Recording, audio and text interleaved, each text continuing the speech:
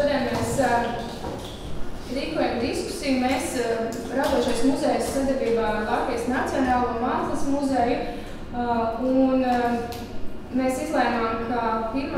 jūnijas, kas bija sestdiena, ir pietiekami labs datums, Starptautiskā bērnu aizsardzības diena, lai uzsāktu vienu no pirmajām diskusijām par to, cik muzeja Latvijā ir draudzīgi ģimenēm un cik muzeja Latvijā ir draudzīgi bērniem kā tādiem. Tāpēc mums šeit ir ne tikai muzeja un ģimeņu pārstāvi, bet arī skolas pārstāvis. Tā kā mēs skatāmies nedaudz plašākā kontekstā, ne tikai cik muzeja ir draudzīgi maziem bērniņiem, bet arī lielākiem bērniem līdz 18 gadiem. Mums jāsaka uzreiz liels paldies arī Mākslas muzejam Rīgas biržai, kas mūs šodien ir uzņēmis šeit. Un Mākslas muzejs Rīgas birža tika izvēlēts ne tikai tāpēc, ka viņi pozicionējās kā ģimenēm draudzīgs muzejs un ir ļāvuši arī sevi ģimeņu pārstāvjiem pārbaudīt un iziet speciālas tūres šeit ģimeņu pārstāvjiem un pēc tam publiski dot vērtējumu par to, cik muzejs ir draudzīgs ģimenēm, bet arī tāpēc, ka pirms 2 nedēļām Mākslas muzejs Rīgas birža sīvā konkurence Eiropas muzeju lielā konkursā vinēja Eiropas muzeja gada balvas 2013 speciālo žūrijas balvu.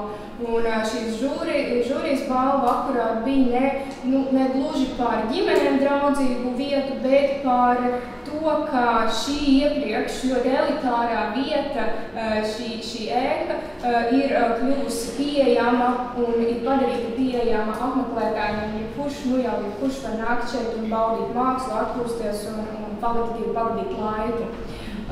Tas tādam ievadam, kāpēc mēs tieši šo vietu izvēlējāmies par diskusijas vietu. Ir jāsaka, ka es domāju, ka mums visiem ir pievienojusies reāla ģimene, tā kā mums būs. Bet jūs varētu nākt visi priekšā, es domāju, ka ģimenei arī būs ko teikt mazajiem ģimenes locekļiem. Mums, es domāju, visiem, kas šeit ir sanākuši, gan muzeja pārstāvjiem, gan ģimeņu pārstāvjiem, gan skolotājiem, ir ļoti svarīgi tas, kā tad apmeklētājs, kā tad ģimenes un skolēni šajā gadījumā jūtās muzejā. Un vai mēs varam teikt, ka muzeja Latvijā ir draudzīga vieta. Kāpēc tieši pašlaik šī diskusija tiek inicēta? Es domāju, ka viens no aspektiem ir tas, ka šķiet, ka šis ir pats īstākais brīdis sākt šādu diskusiju, jo, kā jūs zināt, vairāki muzeji jau ir tikuši slēgti uz rekonstrukciju, daži muzeji tūlīt ies uz rekonstrukciju, un manuprāt, es nezinu, vai visi man piekritīs, bet manuprāt, šis ir īstākais brīdis, lai mēs visi kopā eksperti, muzeja speciālisti, ģimeņu eksperti, skolotāji nākam kopā un runājam, domājam un pieprasām ģimenēm un skolēniem. Pieprasām, es domāju, ne tādā obligāti kareivīgā pozā, bet pieprasām kvalitatīvu piedāvājumu, draudzīgu piedāvājumu ģimenēm un skolēniem. Šajā gadījumā ir jādomā par vairākiem aspektiem, par to, cik jaunās ekspozīcijas būs draudzīgas skolēniem, kā bērni sasniegs vai nesasniegs vitrīnas. Es domāju, tieši šī intelektuālā plus fiziskā pieejamība, kas bērniem ekspozīcijās būs vai nebūs pieejams, vai būs speciālas ekspozīcijas bērniem. Šie ir vairāki risinājumi, ko man šķiet ļoti laicīgi sākot plānot, un šīm idejām nākot ne tikai no muzeja, bet arī no jums un mums kā lietotājiem, ka visu var ļoti veiksmīgi ieintegrēt muzeja vidē. Tāpat par to, cik muzeja būs draudzīgi tādās lietās, ka jā, labi, būs sakārtot infrastruktūra, bet vai tas pārtinamais galdiņš būs joprojām tikai mammu toaletē, vai pārtinamais galdiņš būs arī tētu toaletē. Šie ir tikai daži tādi provocējoši jautājumi, par kuriem jādomā visiem kopā un ļoti strateģiski un ilglaicīgi skatoties nākotnē par to, kā mēs lietosim šo muzeju, pēc tam kā ģimenes, kā skolēni lietos šo muzeju, šos muzejus, ko mēs atvērsim pēc kāda laika. Lielais mērķis šai diskusijai, un tas pat ne mērķis, bet misija ir atvērt un aicinoši muzeju. Un tad šīs nelielās diskusijas laikā mēs mēģināsim noskaidrot, ko mēs katrs saprotam ar draudzīgu muzeju. Es lūdzu runātājiem visiem atbildēt uz vienu jautājumu patiesībā, cik jūsu muzejs ir draudzīgs ģimenēm, kāds ir jūsu draudzīgais muzejs, un savukārt ģimeņu pārstāvjiem un skolotāju pārstāvjiem es aicināju padomāt par diviem jautājumiem. Kāds ir jūsu draudzīgais muzejs un cik Latvijā pašlaik muzeji vispār ir ģimenēm draudzīgi vai nedraudzīgi un skolēniem. Sākumā tad katrs no uzrunātajiem dalībniekiem, es tūlīt arī iepazīstināšu ar viņiem, tad atbildēs uz šiem iepriekš minētajiem jautājumiem, un tad mēs visi kopā mēģināsim ieskicēt, ko mēs visi kopā varam darīt, lai situāciju labotu, uzlabotu, mainītu. Varbūt, ka mēs atklāsim, ka situācija nav jāmaina, un viss teiks, ka viss tāpat ir labi. Bet tad mēs diskusijas laikā atkal pievērsīsimies kādiem konkrētākiem uzlabošanas jautājumiem. Šodien diskusijā ir aicināta piedalīties mamām un tētiem LV pārstāve Audra Šauere, bērniem draudzīgs LV vadītāja Kristīna Dūdiņa, Latvijas Nacionālā mākslas muzeja komunikācija nodaļas vadītāja Anna Balandina, Žāņa Likas memoriāla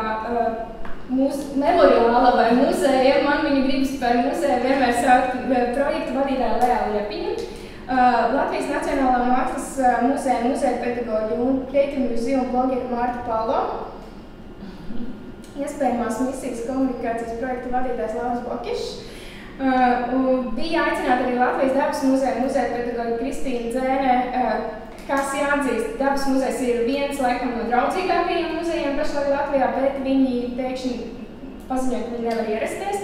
Bet es domāju, ka viņiem būs iespēja redzēt, ko mēs šīs diskusijas laikā esam sarunājuši, izrunājuši.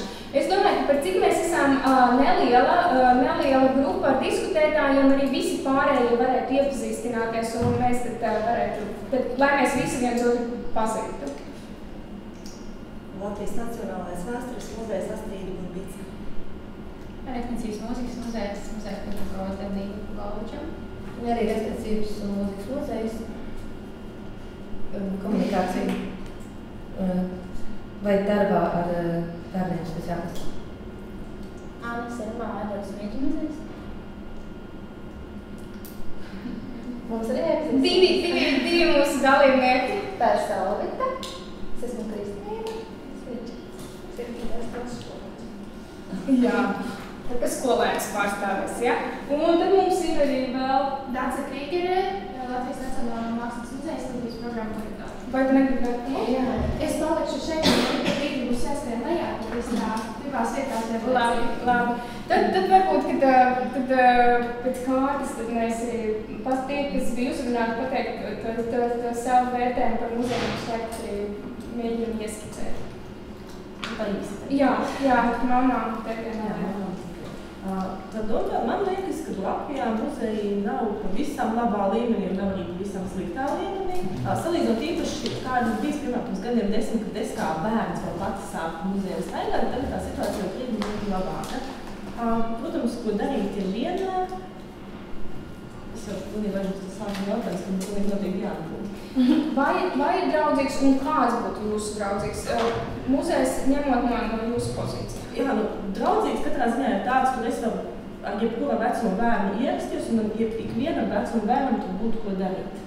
Tas būtu tāds īsais. Es, protams, šaubos, vai pilnīgi visos muzejos tie ir iespējams realizēt, tāpēc, ka tā muzeju tā temata ir tik ļoti atšķirīga, bet, jā, tas būtu mērķis, ko būtu jāattiecās. Man piebilst ātri vien to, ka nesen biju Igaunijā, apbraukājot kādreiz tieši muzejus un ģimenēm draudzīgas vietas, un viņiem tur ir ļoti labi pārdomāt šīs lietas. Labi, es domāju, ka mēs diskusijas laikā vēl atgriezīsimies pie citiem jautājumiem, pie šī jautājuma, no citiem aspektiem paprasot vēl kādus jautājumus, bet tad mēs pārējām pie bērniem draudzīgs un Kristīnas Dūdiņas. Un pirmkārt, ļoti svarīgi ir saprast, vai vispār tiešām tas muzejs vēlas būt bērniem draudzīgs. Jo man šķiet, ka šobrīd reizēm ir tāda formāla pieeja, kad it kā tas pieprasījums jābūt bērniem draudzīgiem, tad mēs noliekam krāsojumās labs un zīmuļus un pieliekam šilti, mēs esam bērniem draudzīgi. Bet vai patiešām tā ir vērtība, kas ir izrunāta gan muzeja ar vadības līmenī, gan ar darbiniekiem? Un ja mēs patiešām esam gatavi, tad jau var domāt par konkrētiem risinājumiem. Man liekas, ka šis ir tas solis, ko noteikti nevar izlaist, ja? Ka tā ir vērtība, kas ir visiem muzejas darbiniekiem zināma un izrunāta. Ir kaut kāds, protams, tāds vispārējais iezīmes, kas man šķiet būtu raksturīgs bērniem draudzīgam muzejam, un tas ir muzejs, kurš ir laipns pret saviem apmeklētājiem, kurš aicina piedalīties un darboties, kurš stāsta un arī ir gatavs uzklausīt citus stāstus, un bērni gatavs stāstīt, kurš ir pozitīvs. Respektīvi arī, ja bērns likt uzbudās, ka māka atrast kaut kādus, slikti, ja? Tāds pozitīvs risinājums, ja? Kā to situāciju risināt, nevis bāties un strostēt un kušināt, ja? Kurš ir ērts un pārdomāts, ņemot vērā bērnu vajadzības, kurš ir pieejams bērniem un kurš izzina savu apmeklētāju viedokļu vajadzības. Bet runājot par tādām konkrētākām lietām, tas, no kā man ļoti gribētos izvairīties, ir no tāda stereotipa priekšstata par to, kas ir bērniem draudzīgs. Un tā kā es nāku no pētījuma, jums tieši no patērētāju mārketinga pētījuma, tad viens no tādiem šķēršļiem mūsu nozarē ir, ka mēs izpētām, ko cilvēki vēlas, un tad mēs viņiem tā kā štancējam visiem dodam. Ja?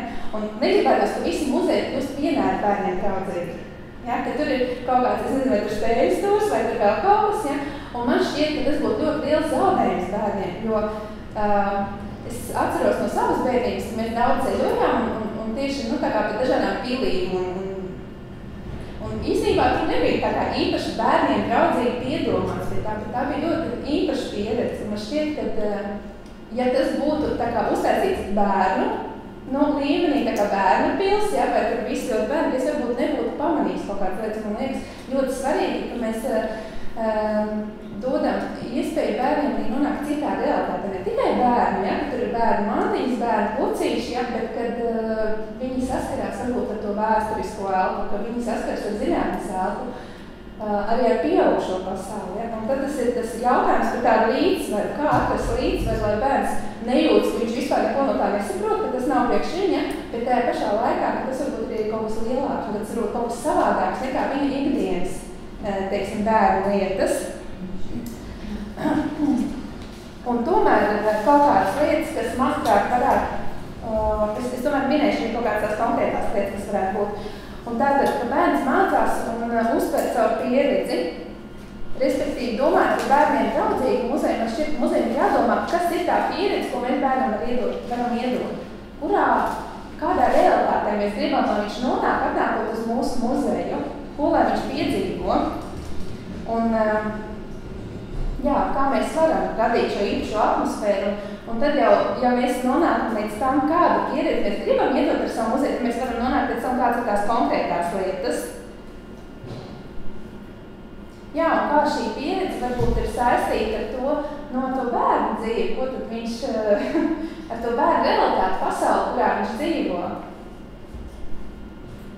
Un kā viņš var pielietot šo jauno informāciju. Nākošais aspekts, kas man liekas ļoti svarīgi domāt par bērniem draudzīgi muzeja, ir stāsti. Jo īstenībā jau bērni tik ļoti neinteresē lietas, un viņš aiziet, ja tur kaut kādas lietas, es neko nesaprotu no tā, bet kas ir, vai tas stāsts, ko muzejs dod, vai viņš ir arī bērniem saprotams? Ja? Jo, ja muzeja eksponātam ir klāt tikai apraksts, tas ir no tāda gadsimta, teiksim, ķiršu tīrāmais aparāts, ja? Bet vai mēs varam iedot atkārto stāstu, varbūt, kad, tas var būt gan vizuāls stāsts, tas var būt arī, ka tas muzeja darbinieks spēja pastāstīt dzīvi, ja? Un uzburt bērnu iztēlē to realitāti, ar ko saistās šie muzeja eksponāti. Ja tas ir mākslas muzejs, tie varbūt ir stāsti arī par tiem māksliniekiem, kā tas ir tapis, ja? Un kāda bija šie mākslinieki. Un es redzu arī, varbūt no saviem bērniem, viņiem ļoti interesanti, mans dēls viņš mācās mūzikas skolā, un viņiem ļoti interesanti par tiem mūzikiem, kādi viņi reāli kā cilvēki, ja? Kādas viņi visādas, tādas cilvēcīgas lietas ir darījuši, ne tikai tāds sausais materiāls, ja? Respektīvi, piedot dzīvību. Tātad, cik informācija vispār ir pieejama tam bērnam, viņš aiziet uz muzeju, un cik viņi ir saistījuši un bērnā uztvers līmenim piemērota. Un tad jau tas, par ko minēja par pieejamību. Atkal, man pieredze ir tāda, ka dzirdēs, ka tu aiziet uz muzeju, lai bērns par pieredzi, ka viņš ir visur jāpaceļ, jāpilīt, tā. Ja? Es saprotu, ka vienmēr nebūs. Mēs visi muzejus nepārtaisīsim, lai bērni visi var tikt klāt, bet tas ir aspekts noteikti, par ko ir jādomā. Vai viņi varbūt nolaisties līdz vēlējiem, iziet ar muzejiem un ieraudzīt, ko tas bērns redz tajā muzejā. Un es domāju, tas pats attiec arī uz īpašām vajadzībām. Un ir tā, dažas organizācijas veic arī tādu eksperimentu, ka, teiksim, svarīgais iesies ratiņkrēslā un viņš izbrauc cauri tai savai organizācijai un saprot, vai tiešām tam cilvēkam, kāda ir tā viņa realitāte, kad viņš tur ir, ja? Un tieši tāpat par bērniem. Jā, pieejamība, tas ir arī cena. Mums izvērtās virknīgi diskusija par to, vai vajadzētu būt bezmaksas. Es tā kā uzskatu, varbūt arī tam nav noteikti jābūt bezmaksas, bet kad ir jābūt pieejamam šim pakalpojumam. Un vēl viens aspekts ir par to, ka mēs arī domājam bērniem draudzīgi, bet patiesībā arī tas, ko ieminējās no mamām un tētiem, ka bērni ir ļoti dažādi vecuma bērni. Un nav tāds viens, varbūt vidējais, ja, vai atnāks tieši tos vecuma bērns, viņam ir savas vajadzības, atnāks skolnieks, viņam ir savas vajadzības un pusauģim ir savas vajadzības. Un mēs esam padomājuši šādā prizmā, ja, ka tā kā pirmskolas vecuma bērnam varbūt būtu svarīgāk, ka tas viss ir tāds praktiskāks uz rotaļām vairāk virzīts, ka viņš var vairāk kustēties un neizties tik sasaistīts. Īstenībā arī pirmskolas vecuma bērniem būtu svarīgi, ka nav milzīgi pūļi un ļoti liela intensitāte, jo tad viņi nespēja varbūt uztvert nemaz to muzeja informāciju un ir pārslodze. Un kad ir šīs skaidrās robežas, ka bērns zina, ko viņš var aiztikt, ko viņš nevar aiztikt, nevienmēr tas tā ir, ja? Ko viņš var darīt, jā, un tas ir tādu pozitīvu. Jā, un arī maziem bērniem ir tā, ka viņiem iespējams vai kaut kāds īpašs apmeklējums vai tā, ka viņi var biežāk apmeklēt muzeju pēc mazām, tā kā tādiem īsti, ka tie apmeklējumi varētu būt īsāki.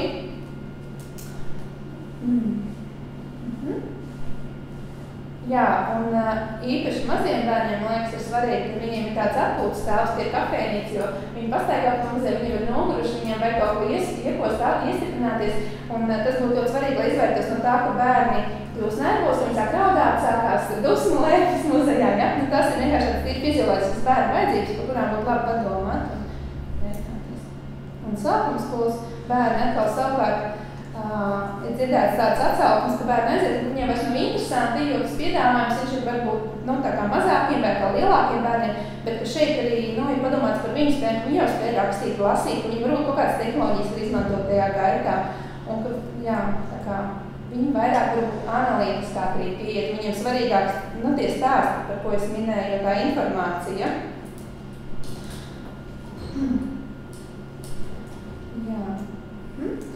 Jā, un lai tas piedāvājums tad būtu diferencēts. Lai ir skaidrs, ka šis ir, teiksim, pirmklasniekiem un tas ir sešklasniekiem. Iespējams, ka būs kaut kādas lietas, kas būs visiem aktuālas, bet, tāds vispārēji bērniem, tas tā var nošaut reizi un tad sabojā visu to priekšskatīs, kā aiziet un īstenībā.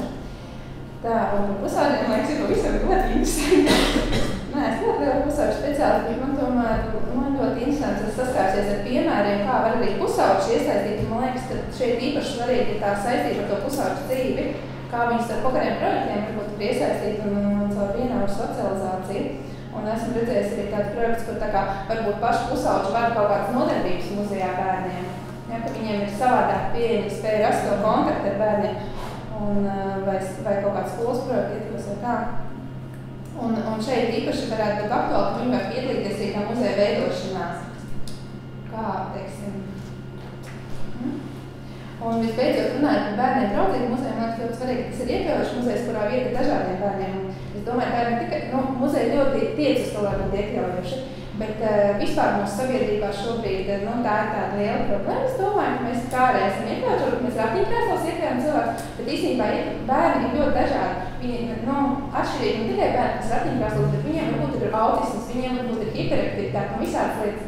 Un vai muzejs ir gatavs, kad atnāk kurš bērns, arī tas, kurš varbūt ir problemātiskāks bērns. Un, es nedomāju, ka muzeja darbiniekiem jau psihoterapeitiem ir jāmāk, bet katrā ziņā par šo es domāju jāapmāca muzeja darbinieki, kā viņi var risināt pozitīvā veidā dažādas situācijas, kad atnāk dažādi bērni. Un visbeidzot, es domāju, pats svarīgākais ir tiešām, ka mēs jautājam pašiem bērniem, un ko mēs uztveram viņa vajadzības nopietni. Sākumā es domāju, tādēļ draudzīgs muzejs, tas taču vienkārši, tur tā, ja, bet jo vairāk es par to domāju, jo vairāk es saprotu, cik tomēr komplicētas tās vajadzības, cik viņas ir niansētas. Un ka tas nav tāds vienreizies pasākums, ka mēs tagad īstenojam kaut kādu programmiskas izmaiņas, tad mēs esam bērniem draudzīgi, visi dzīvojam tālāk. Ja? Tad tur tomēr ir jāuzsver tā komunikācija, bērniem jājautā viņu viedoklis, ja? Un jāmēģina izzināt, ja kaut kas neiet to muzeju, ja kaut kā tie bērni rīkojas tā kā mums liekas adekvāti, ja? Kāds ir tas risinājums? Tiešām uzklausīt, iesaistīt viņus. Tā, paldies. Mans viedoklis. Paldies, Kristīne. Man ir uzreiz viens jautājums, ko visdrīzāk mēs atstājam diskusijai, bet ko tu un man liekas arī mamām un tēdiem uzreiz varētu padomāt, ir, kā jūs varat ietekmēt šī procesa virzīšanu, īstenošanu, jo nedaudz izskanēja tas, ko muzeji var darīt, bet man šķiet, ka mēs ļoti maz tomēr runājam par, jo visa šī diskusija ir mērķiet uz to, lai mēs pateiktu, ka mēs visi kopā varam mainīt muzejus. Ja? Un kādi būtu tie reālai soļi, kā jums, kā ģimeņu pārstāvjiem, prasīšu arī Laurim, kā skolotāji, kas ir, piemēram, 3 punkti, kā mēs varētu sadarboties. Iespējams, ka ir laiks apdomāt, bet uz diskusijas daļai. Paldies, Lērs! Atcēžoties Kristīnas prezentāciju, ļoti paldies un ļoti noderīgi arī mums. Ļoti daudz jautājumu no šīs bērniem draudzīgas vīzijas mēs jau esam sākuši realizēt un ļoti aktīvi arī strādājam. Aizvien arī tiešām meklējot šo līdzsvaru. Es varētu teikt, ka mēs, Latvijas Nacionālajā mākslas muzejā šobrīd esam tiešām tādos līdzsvaru meklējumos, tad kā tālāk iet. Viena lieta, ko es vēl gribēju pateikt iesākumā, pirms pastāst par to, kur mēs ejam un ko mēs darām, ir tas, ka bērni ir ļoti svarīgi muzeja auditorija un Latvijas muzejam būtu arvien vairāk. Tiešām tas jāapzinās, jo bērni ir nākamie muzeja meklētāji. Un tā ir tā nākamā paudze, kas un tieši šobrīd no tā, kā mēs viņiem šeit liekam sajusties un kā mēs ar viņiem strādājam, vai mēs viņus šeit gaidām un kā mēs interpretējam muzeja materiālu, un viņa apmeklējuma laikā būs atkarīgs tas, vai viņi tiešām uzskatīs muzeju kā aktuālu vietu, kurā iegriezties arī nākotnē un visu nākamās, un tas ir ļoti svarīgi šīs mantojuma nodošanā šajā pēctecībā. Tas ir viens. Ja mēs runājam par Latvijas Nacionālo mākslas muzeju, tad šobrīd mēs no tādiem centrālajiem darbības virzieniem darbā ar apmeklētājiem ir vairāk tiešām virzīties un koncentrēties tieši uz vecāku auditoriju. Veicinot šo muzeja apmeklējumu aktuāli tieši ģimeņu un vecāku lokā, jo ar skolām un skolotājiem šī sadarbība ir ļoti veiksmīga, bet kā panākt šobrīd to, ka bērns uz muzeja atved ne tikai skolotājs, kurš to darīs regulāri, bet arī vecāks. Tas ir viens no šiem arī turpinot šos līdzsvaru meklējumu. Proti, tātad, kad bērns uz muzeja atvedīs tikai skolotājs, bet arī vecāks, vecvecāks, tante, onkuls, uztēvs. Ko tas nozīmē? Mums viens ir tas, ka mēs ļoti intensīvi strādājam pēdējos pusotru gadu, 2 gadus. Tas ir jau iepriekš tieši ļoti liels iestādes, bet arī līdz ar biežas atvēršanu pie šī piedāvājuma bagātināšanas, lai muzejs kļūtu par vietu, kur var labi un saturīgi pavadīt laiku tieši kopā, tieši socializējoties, izzinot kaut ko jaunu, bet arī iesaistot šīs abas puses, ne tikai vecākiem nododot bērnu muzeja pedagogu rokās, bet meklējot šos veidus, kā ģimenes dienā vai dzimšanas dienā vai vienkārši šis dienā tiešām iesaistīt šeit ģimeni, šeit darboties kopā un būt kopā, kas ir ļoti būtiski. Kā ietekmēt to, kad ģimene sestdienas rītā domājot, kā šo dienu pavadīt uz visiem kopā, par vienu no variantiem iedomātos arī tiešām mākslas muzeja apmeklējumu. Tas ir viens. Otrs ir arī šis aspekts arī ietver to, ka šī piedāvājuma pielāgošana, par kur jau runāja Kristīna par dažādām auditorijām, kad mēs tomēr aizvien mēģinām. Tad, ja šis apmeklējums ir pieteikts, mēs mēģinām ļoti individuāli pieiet katram apmeklētājam, katrai auditorijai, izzinot šīs vēlmes, saprotot auditoriju, un mūsu muzeja pedagogi tiešām ļoti veiksmīgi, manuprāt, strādā uz to, lai šis muzeja apmeklējums neradītu nogurumu, lai viņš būtu tiešām piemērots tā vecuma auditorijai un tā tālāk. otrs nākamais ir šī infrastruktūras sakārtošana, kas arī ļoti būtisks, ko mēs ejam arī attiecībā būtiskā, ka biežāk šobrīd ir pilnībā pieejamas ekspozīcijas un telpas muzeja tipologi jebkuriem apmeklētājiem, un tā, protams, būs arī Latvijā, nevēl lielajām muzejām, ir, protams, lietas, kuras mēs īsti nevaram ietekmēt, mēs tomēr cenšamies arī, lai šī pieejamība vairotos izstāžu zālē Arsenāls un arī Dekoratīvās mākslas un dizaina muzejā. Nākamais aspekts, ko es domāju, mums ir šī cenu politika, kas ir tāds mazliet sāpīgāks jautājums, kur mēs varbūt tīri ikdienā nevaram veikt tik ļoti būtiskas un straujas pārmaiņas, bet aizvien ģimenes kuģete, Latvijas mākslas muzejā ir viens no visizdevīgākajiem muzeja apmeklējumiem. Tiešām no sistēma, kur var ietaupīt krietni vairāk naudas, kā atnākot vienam pašam, vienam līdz 2 pieaugušiem, 1 līdz 4 bērniem, atnākot uz muzeju, tā ir 5 vārti, kas būs ikdienā, varbūt nākot divatā vai dienam krietni vairāk. Un tad nākamais ko es vēl gribētu teikt, ka mēs esam arī mēģinājuši rast šo sadarbību ar organizācijām un tiešām sākt analizēt un ieklausīties arī otrā pusē. Ne tikai paši šeit pieņemt viennozīmīgas lēmumus, ko arī jau Kristīna teica, mēs arī ar bērniem draudzības, tas bieži kā sadarbojāmies, aicināt šeit eksperts. Mums ir bijuši sadarbības ar Kids Gazeti, ar Aksendu, kur arī varam runāt atkal par šo iekļaujošo muzeju tieši dodot iespēju bērniem no labvēlīgiem apstākļiem un no tādiem no citiem sociālajiem foniem apmeklēt tieši ķīgas bieži. Kas tad vēl? Vēl viens būtisks aspekts ir arī mērķiecīgāk tiek izvērsts šī intensīvais darbs ar apkalpojošo personālu, kas ir ļoti svarīgi. Tiešām iesaistīt, tas jau arī ļoti atsaucas tiesībās Kristīnas prezentāciju, visi tie aspekti tiek pieminēti. Un jābūt ļoti aktuāliem.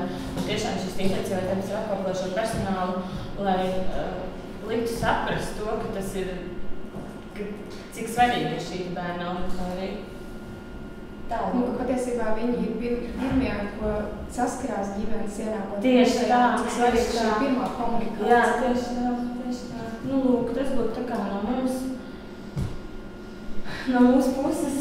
Labi, paldies, Anna. Tagad es lūkšu vēl vienu muzeja pārstāvi, Leo Liepiņu no Zaļa Likas memoriāla. Muzejs, kas stāsta par vēsturiskiem notikumiem, ko vairums no mums vairs paši nav piedzīvojuši un kam nav šīs kara pieredzes un kam nav varbūt genocīda apstākļu pieredzes un terora apstākļu pieredzes. Bet tieši tāpēc mēs saprotam savu izglītojošo muzeju un cenšamies atrast ar vien jaunas veidus, kā uzrunāt arī jauniešus, kam nav šīs pieredzes. Un, ja pirmā uzmanībā liekas, ka Likas memoriāls gan būs tā vieta, kur nekad nenotiek dzimšanas dienas bērni, piemēram, un nekāda jautrība tur nebūs, tad es varu pateikt, ka vienu dzimšanas dienu mēs jau esam nosvinējuši, un tā bija paša Zaļa Likas dzimšanas diena. Mēs februārī 1. nosvinējām jau 113 gadus, un to bija laipni aicināti visi ķīpsolieši, arī vismazākie ķīpsolieši. Un ja liekas, ka Likas memoriāls jau ir tā vieta, kur nebūs nekādas krāsojumās lapas un bērnu darbnīcas, tad tieši šobrīd mums ir gan krāsojumās lapas, gan jau bērnu stūrītes, kur mēs aicinām bērnus taisīt pašiem savu ķīpsolu.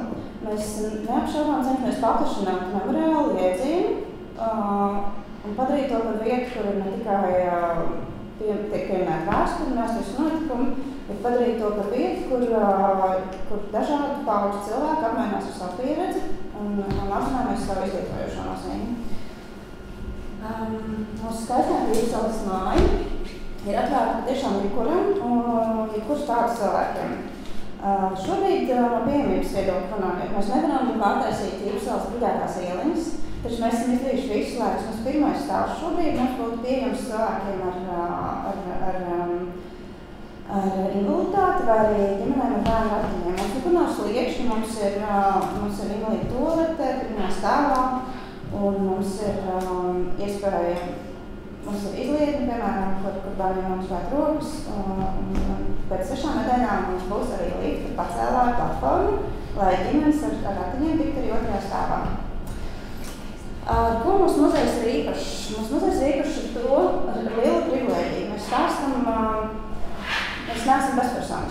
stāstam ļoti personisku stāstu par ģimeni. Par kā ģimeni, kurā otrā pasaules kara laikā palīdzēja izglābjot no nāves, no reāliem nāves draudiem, gandrīz 60 cilvēkus. Un šajā ģimenē par laimi, un mums par lielu priekšrocību, šajā ģimenē ir arī bērni. Un Lipas memoriālā, ja jūs esat bijuši mūsu ekspozīcijas zālē, tātad ir centrāla vieta, kur ir bunkurs, kurā ir slēpās cilvēki. Un šeit malā jūs redzat to, ko mēs saucam par pieturām. Un šīs pieturas ir vietas, tāds vitrīns, kur mēs lasām par katru no ģimenes locekļiem šajā vienā vizītē. Tāpat kā vecākiem, tāpat arī savu pieturu katram no bērniem. Un mēs izmantojam šo mazā puisīšu skatījumu, Žanģikas jaunākā dēla Zifrīdas skatījumu, lai veidot stāstījumu par to, ko paveicam ģimeni. Mūsu muzeja ekspozīcija faktiski sākas ar šo bērnu zīmējumu. Tas ir viens no galvenajiem dokumentiem, kurus mēs izmantojam. Šis zīmējums, ko zīmējis Žana Likas, jaunākais dēls Zifrīds, kuram kara laikā bija 8-9 gadi, un kurš reāli ir šis bunkurs uzzīmēts, kur slēpās cilvēki. Jūs redzat, tur ir cilvēks, viņš nokārt pažemē, un tur ir visu viņa iedzīvi. Mēs varam redzēt, kā viņš tur taisa ēst, un tur otra izēja, kur cilvēks var aiziet ārā, un šeit stūrītī ir ierodas. Mazais Zifrīds, Žana Likas dēls, bija vienīgais, tas, kurš zināja šo lielo ģimenes noslēpumu. Un šī ir mūsu lielā izdevība stāstīt par Žaņa Likas, par izdarīto, par viņu ideāliem, arī caur šo bērnu skatījumu, caur šo bērnu prizmu. Mēs meklējam ar vien jaunus veidus, kā šo perspektīvu attīstīt. Mums ir iecerēts, piemēram, nākamajam gadam, bija 2014. ietvaros. Viens no mūsu projektiem ir Ineses Sanders grāmata, stāsta par nosargātu noslēpumu, ko tas ir mazais Zifrīds, kur grāmatas prototips būs šis te puisītis, Žana Likas dēls Zifrīds. Protams, ka mums ir jāuzmanās. Mēs apzināmies to nopietnību stāstam, par kuru mēs stāstam. Mums vienmēr jāuztver šī robeža, lai runājot par šiem notikumiem ar bērniem, nepadarīt to par piedzīvojumu. Jo tas skār cilvēku dzīvības un tie ir reāli draudi. Tāpēc otra mūsu lielā privilēģija ir tas, ka mūsu muzejā ne tikai personas stāsts, bet arī personas attieksme pret katru cilvēku. Mums ir šis gidu stāstījums, mēs paši stāstam cilvēkiem un ļoti uzmanīgi skatāmies viņu reakciju, to, kā viņi uztver šo stāstījumu, vai viņi saprot to, ko mēs stāstam, un vai viņiem neliekas tā liela avantūra, piemēram, kas notika. Un vēl viena lieta, kas mums šķiet ļoti svarīga, kas mūsu muzejā ir tas, ka mums, lai arī vēstures muzejs, taču mums nav uz dokumentiem balstīts muzejs. Mūsu muzejā galvenais ir sajūtas scenogrāfija. Un man liekas, ka tā ir brīnišķīga iespēja padarīt šo muzeju pieejamu un saprotamu arī cilvēkiem bez informatīvas sagatavošanās muzejam. Un tā ir iespēja arī uzrunāt bērnus. Viņi varbūt nezina daudz par šiem notikumiem, un tāpēc viņi patiesībā ir tāds atvērtāk šim stāstam. Un šī muzeja scenogrāfija ļoti tieši paredz apmeklētāju iesaistīšanos tajā, ko viņi muzejā saskatīs. Mūsu muzejs, ja jūs zināt, sāks ar spoguli. Jūs ienākat pa durvīm, un pirmais, ko jūs redzat, ir malka, aiz stikla sienas, un šo malku jūs redzat, tajā jūs saskopjoties paši. Mūsu muzeja ekspozīcija beidzas ar šo daļu, kur mēs esam izstāstījuši par ģimeni un par glābšanu, par izglābtajiem cilvēkiem, par viņu palīgiem. Tad mēs nojam lejā. Un šī ir tā vidusdaļa, kur jebkurš ir aicināts paskatīties no sava redzes punkta uz to apakšējo daļu, kur cilvēki reāli slēpās un padomāt par to, kā viņš pats būtu rīkojies šajā situācijā. Mēs ļoti cenšamies arī veidot pasākumus, kas padara, kā jau teicu, paplašināt šo memoriālu iecienu. Mēs apzināmies arī citas savas priekšrocības, piemēram, izcilu arhitektūru un izdevīgo situāciju Rīgā. Un, kā jau teicu, mums bija pasākums, kur mēs uzrunājam pašus ķīpseliešus, saprotot, ka viņi ir tie galvenie tā mums galvenā auditorija. Viņi leposies ar memoriālu un veidos šo memoriālu par Ķīpsels kultūras centru. Šis ir tāds no mūsu muzeja nakts pasākumu, kas bija domāts tieši ģimenēm ar bērniem, tiem, kam ir apnicis stāvēt Rīgas centrā garās rindās, varbūt ne tik pieejamās vietās. Mums bija izvēlēts brīnišķīgs maršruts pa Ķīpselu, pa Ķīpseles mājām, ar kurām mēs ļoti lepojamies. Tās ir Zaigas tēvs biroja renovētās mājas, un Zaigā arī autori mūsu muzeja ēkai, kas tikko saņēmusi arī arhitektūras gada balvas apbalvojumus. Un šis te, arī šī izcila arhitektūra ir tas, ko varbūt var novērtēt pie bērni. Tas ir tā savādāks. Un atvedot, mēs tādu izsteigām šo maršrutu pa Ķīpseli kopā ar ģimenēm un bērniem.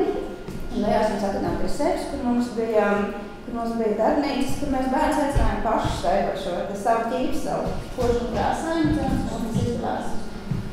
Tātad vasarā mums ir paredzēta vairāk šī atraktīvā daļa, izstāta par Ķīpseli, par tās arhitektūru un to, kā Līpjas memoriāls kā iekļaujās, un kāda ir tā arhitektoniskā iecere. Uz rudens puses mēs domājam vairāk par jau projektiem, kas varētu iesaistīt skolu jauniešus. Un, lai arī mēs esam tiešām jauns muzejs, vēl mazliet pārāk runāt par izglītības programmām un tam līdzīgām lietām, mēs esam uzsākuši sadarbību ar Annas Frankas māju Amsterdamā, kuriem tieši ir lieliski kuriem ir šī līdzīgā tēma un lieliski pieredze jauniešu iesaistē. Viņiem, kā jau tik pieminēts, šī iespēja ir šī jauniešu programma, kur aicina jauniešu būt par gidiem izstādē un ekspozīcijā. Arī mums būs Annas Frankas mājas izstāde, ceļošā izstāde pie mums iesākumam. Un mēs turpināsim šo tradīciju aicināt Latvijas jauniešus arī iesaistīties un būt par gidiem šajā izstādē. Jo nākamie projekti mums ir vēl nopietnāk. Mēs sadarbībā ar Čau TV veidosim projektu, kur mēs aicināsim pašus jauniešus meklēt šos mūsu tēmu. Tātad ir nevis holokausts vai otrā pasaules kara vēsture, bet mūsu tēma ir glābēji un izglābtie. Tēma, kas ir aktuāla arī mūsdienās. Pretošanās teroram, pretošanās masu propagandas apstākļiem un sekošanas saviem ideāliem. Tas ir tas, kas mums šķiet aktuāls arī mūsdienās. Tāpat arī mēs ticam, ka pie mums dažkārt atnāk cilvēki, ka mēs varbūt nepietiekam parādām šīs otrā pasaules kara šausmas. Mēs ticam, ka to lieliski izdara citi un mācīt grāmatas, un mēs gribam uzsvērt šo savus pārstāvētu stāstu otru pusi, pozitīvo pusi. Jā, un mēs ticam, ka šis pozitīvais piemērs ir daudz audzinošāks. Tātad, turpinot šo līniju, mēs mudināsim jauniešus pašus veidot stāstus par holokausta lieciniekiem no savām ģimenēm. Pieteikt intervijas ar savām vecmāmiņām vai vectētiņiem, un tad mēs profesionāli viņiem palīdzēsim šīs intervijas sagatavot. Tas arī būs sadarbībā ar Annas Frankas māju, kuriem arī ir šī programma par man zanas priekš sāk iztraukties, kuriem ir pieredze par to, kā jaunieši veido videoklipus, vairāk par tām vietām, kas ir viņiem apkārt saistībā ar cilvēktiesību ievērošanu. Mums šeit ļoti svarīgi šī jauniešu iesaistīšana mūsu pasākumos, tātad šeit jūs redzat mūsu brīvprātīgās meitenes no muzeja nakts. Un šis datās no mūsu ķīpseliešu balvas par to, kā mēs tiešām aicinām ģimenes, galvenokārt ķīpseliešus ar dažādu paudžu nākt lepoties ar mūsu māju. Un pats galvenais, runājot par to, cik draudzīgs bērniem mums muzejs. Mūsu muzejā var satikt pašu galveno savu veci, Ziemassvētku vecību, un ne tikai viņu uzrunāt, bet pat iegrābties viņam vārdā un pārliecināties, ka tā ir īsti. Tas ir Viktors Jansons, mūsu muzeja mākslinieckās koncepcijas autors. Tā. Paldies par uzmanību. Paldies, Lea. Un man šķiet, ka šis ir vēl viens aspekts, ko mums šodien būs jāpiemina, vai par ko mēs varam domāt, cik sarežģīt, kā mēs varam sarežģītas tēmas stāstīt bērniem. Nebūtu vienmēr tām jābūt tikai zinātniskām ekspozīcijām. Protams, ka tam ir jābūt zinātniskumam un akadēmismam, visam ir jābūt pamatā, bet kā mēs varam arī par smagām lietām stāstīt vienkāršā valodā un vienkārši. Un tas ir vēl viens droši vien jautājums diezgan saistīts ar šo smagās vēstures stāstīšanu, kas parādījās arī vienā no Twitter diskusijām, no cik gadiem bērni drīkst apmeklēt muzejus un no cik gadiem viņi spēja uztvert muzejos vielu. Ja? Šis ir arī ar tavu prezentāciju saistībā vēl divi jautājumi diskusijai, ko man šķiet būtu ļoti svarīgi apspriest gan no mammu viedokļa, gan no muzeja viedokļa, to cik gadiem mēs esam gatavi stāstīt, rādīt, iesaistīt. Tagad es došu vārdu Martai, un Marta pastāstīs nevis par muzeju pieredzi, bet par pieredzi, par savu personisko, ko mēs pirms kādu laika inicējām arī ar mamām sadarbojoties, bet Marta pastāstīs pati vairāk. Jā, es stāstīšu, lai gan es esmu arī muzeja darbinieks un Latvijas Nacionālā mākslas muzeja izglītību programmu kuratoru. Tomēr es šoreiz stāstīšu vairāk tādu savu personīgo pieredzi, no kuras arī veidojuši dažādi secinājumi. Un interesēties par to, kas ir bērniem draudzīgs, man to nācās darīt vēl pirms man pašai bija bērni, jo savus muzeja darbinieku gaitas uzsāku tieši ar tādiem darba pienākumiem, lai es strādātu ar bērniem un ar ģimenēm. Un es tieši tā arī uztvēru to auditoriju, kā jau Kristīna minēja, tas nozīmē, ka tas var nozīmēt jebko. Tas nozīmē jebkuru vecumu un jebkuru sagatavotības pakāpi un visdažādāko auditoriju. Un tad, kad es vadīju nodarbības un mākslu, tad es aicināju visus ģimeni un sapratu, ka zīmēt var arī 1 gadu vecu bērnu, 2 gadus vecu bērnu var zīmēt. Un tā bija ļoti veiksmīga programma, bet es sapratu, lai cik veiksmīga būtu programma, tomēr ir kaut kādi daži noteikumi, kas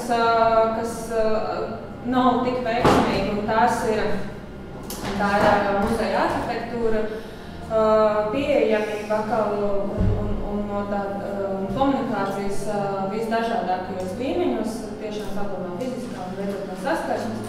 Un ar laiku es tādā eksperimentālā kārtā noorganizēju muzejā vienu mazu telpu, kur būtu šos te pašus mazākos muzeja apmeklētājs iespējams pabarot vai pārtikt. Taču jāatzīst, ka tās arī bija tāda ļoti epizodiska iniciatīva no manas puses, un arī tas pieprasījums šai telpai bija tāds ļoti epizodisks. Līdz ar to visu laiku pastāvēja visam pārtas jautājums, cik tas tiešām ir nepieciešams šādai telpai tur būt. Kad es pati devos dekrēta atvaļinājumā, tad man bija atkal iespēja iepazīt visu šo te bērniem draudzīgo un bērniem aktuālo pusi no tās otras puses. Un es iepazinos ar ļoti daudzām jauniem mammiņām, un es arī savas spītības un neatlaidības es tomēr iespējams ļoti bezskaudīgā veidā, bet es gribēju muzejām parādīt to, ka ir tomēr jārēķinās arī ar jebkuru vecumu, jebkuras sagatavotības un jebkuru interešu vadītu apmeklētāju. Un es organizēju tās jaunās mammas, kurām bērni bija aptuveni vecumā no gada līdz 1,5 gadam, un mēs gājām tādos organizētos visus kopā organizētos muzeju apmeklējumus, kad mēs apsekojām Rīgas lielākos muzejus. Un pēc šiem apmeklējumiem paudām savus komentārus. Es tā kā atturētos vienmēr no komentāriem par citas pagājušas muzeja darbiniekus, un man ir noteikti jau kaut kāds viedoklis pāri visam. Bet es gribēju, lai muzejs atzird arī šo te savu apmeklētāju viedokli,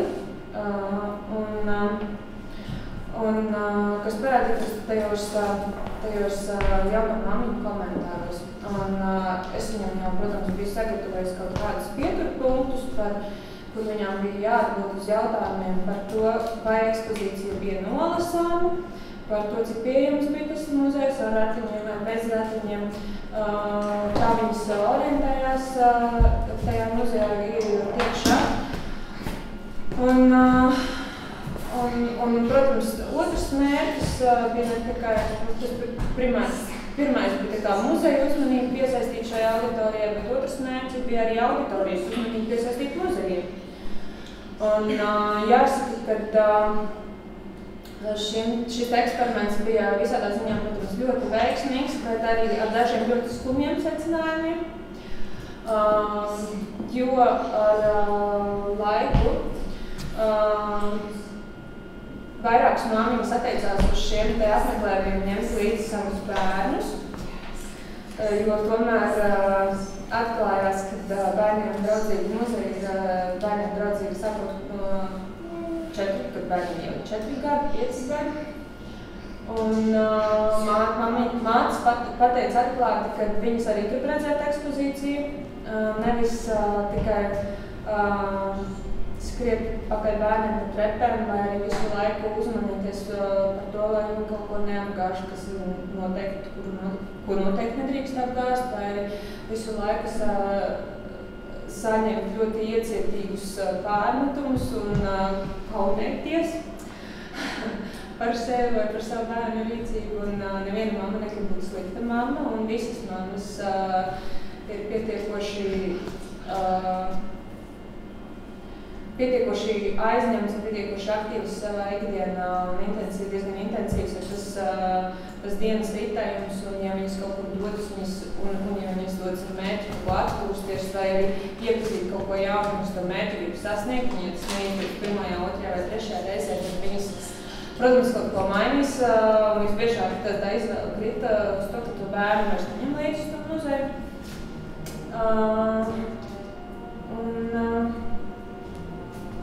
Es nezinu, vai mūs sadzirdēja arī kādu muzeju un vai kaut kas mainījās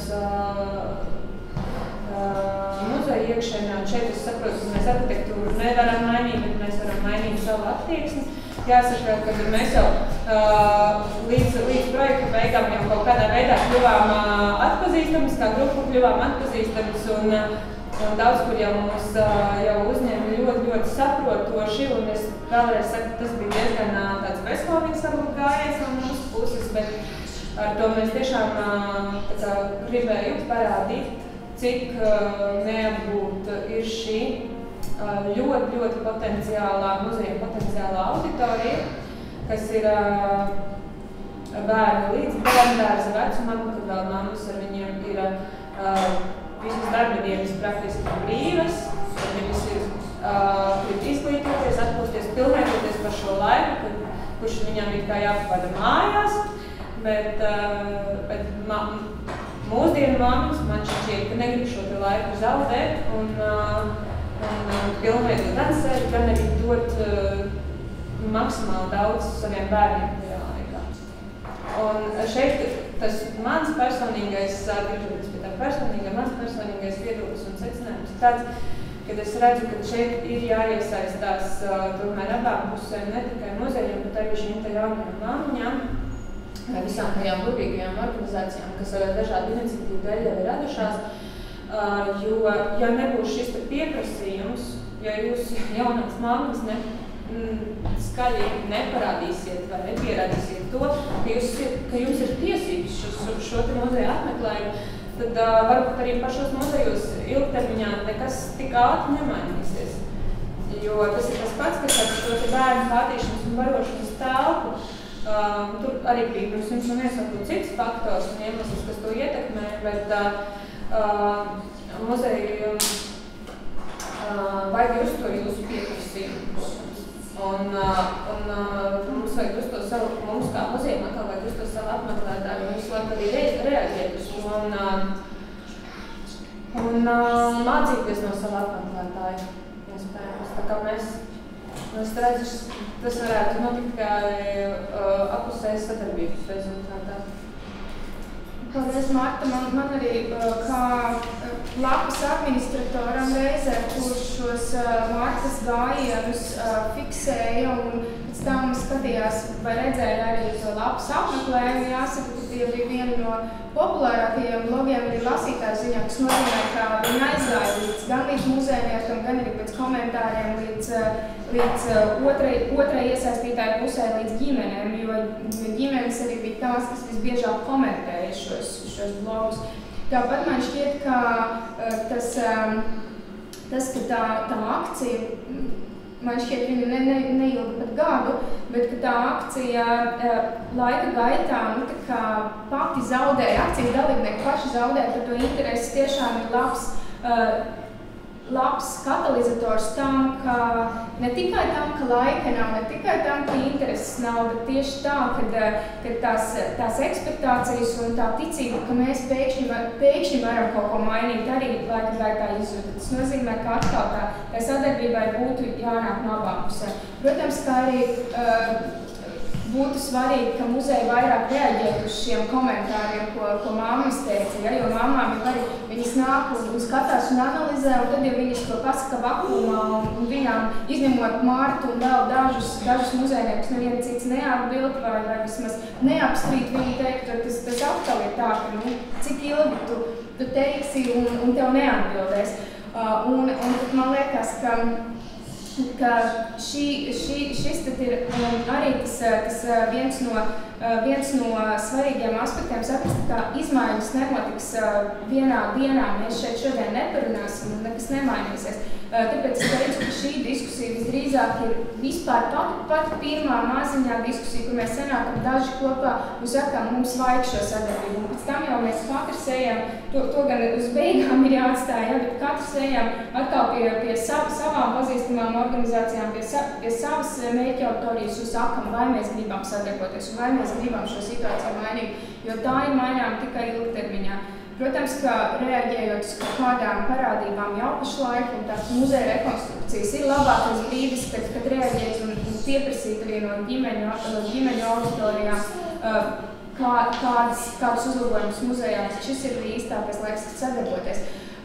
Pirms mēs pārējām pie diskusijas, mēs jau dodam vārdu Laurim, un Lauris mums pastāstīs par nedaudz pieaugušāku bērnu, bet apmeklētāju, kas ir skolēns. Protams, ka tu vari arī par mazajiem skolēniem, bet es domāju, par cik tava mērķgrupas pārsvarā ir vidusskolēns, ja? Kā tā interese noturama un kāds ir braucis muzejus skolēnām? Jā. Tiesa ir, ja es runātu par mazajiem, tad tās būtu tikai tiesas spekulācijas un iespēja no tā, kas redzēts un dzirdēts šajā un līdzīgās sarunās un pētot kaut kādus internetu resursus par to, kāds ir bērnam draudzīgs un arī tā mēģinot saprast no interneta dzīvēm, kāds ir bērnam draudzīgs.